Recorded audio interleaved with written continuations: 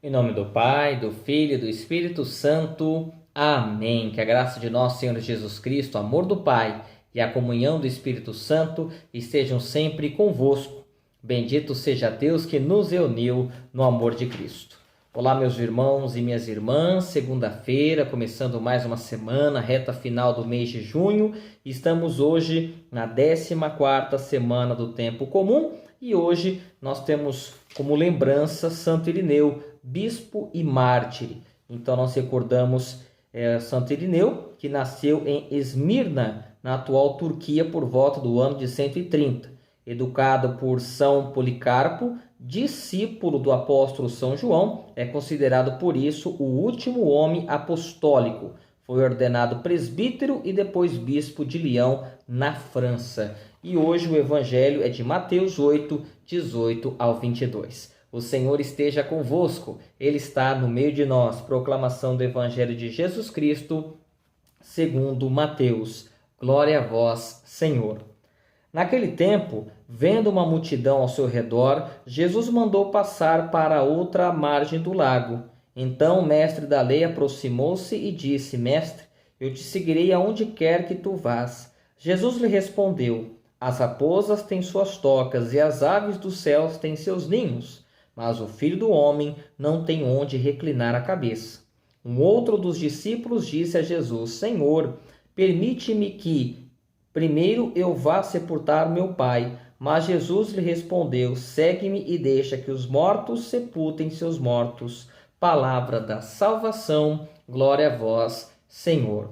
No capítulo 8 de Mateus, começamos a ver o ministério de Jesus na Galileia. E a gente vê, por exemplo, a cura do leproso, o servo de centurião, a tempestade acalmada, a cura de paralítico. Enfim, nós vemos várias passagens, principalmente nesse capítulo 8 de Mateus, onde nós temos Jesus na sua essência, dando exemplos, parábolas, curas, libertações para aquele povo e em cada uma destas situações, educando na escola cristã para todos nós.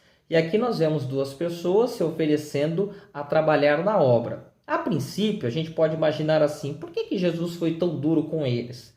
Se eles se prontificaram a trabalhar na obra. Primeiro, temos que entender que para ser cristão de verdade, para estar a serviço do Pai, é preciso abrir mão de muitas coisas. E segundo, não é fácil.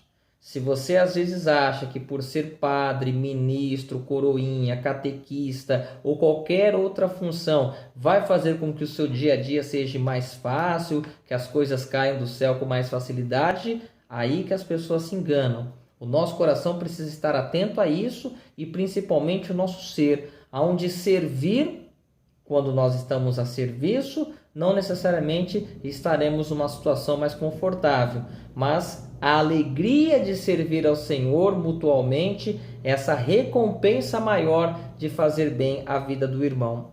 A gente vê nessas duas passagens que servir a Jesus é uma missão difícil, o sim é muito complicado e muitos acabam desistindo no meio do caminho por várias situações. E entre elas essa decepção de achar que a prosperidade, que as coisas ficarão cada vez mais fáceis.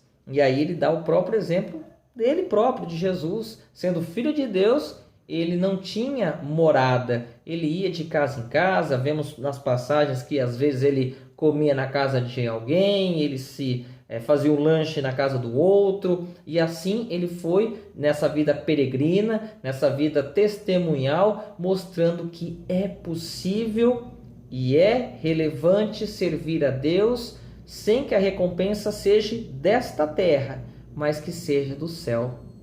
Quando nós colocamos em prática os ensinamentos do Pai e principalmente deixamos o nosso coração a serviço do Pai, é muito mais fácil. No outro exemplo, ele fala da morte, até duro a gente ouvir, puxa vida, não poder sepultar o pai. O que Jesus na verdade quer dizer? Que a gente possa deixar as velhas tradições e fazer uma ruptura com os costumes que às vezes não nos levam a nada. E de fato viver o presente. O passado, o futuro não nos pertence. O passado já foi. O futuro não sabemos, é uma incógnita. Agora, o presente é uma dádiva e é preciso fazer com que este presente seja a serviço das pessoas, dos irmãos, do testemunho vivo de cada um de nós ao Senhor. Quando nós entendemos isso, essa complexidade, mas ao mesmo tempo a simplicidade da fé através dos atos, do nosso dia a dia, do nosso caminhar, fica muito mais fácil entender essa mensagem que o Senhor nos faz. Falando assim, para simplificar, quero sim que você esteja na minha obra, mas que esteja verdadeiramente com o coração dentro da obra.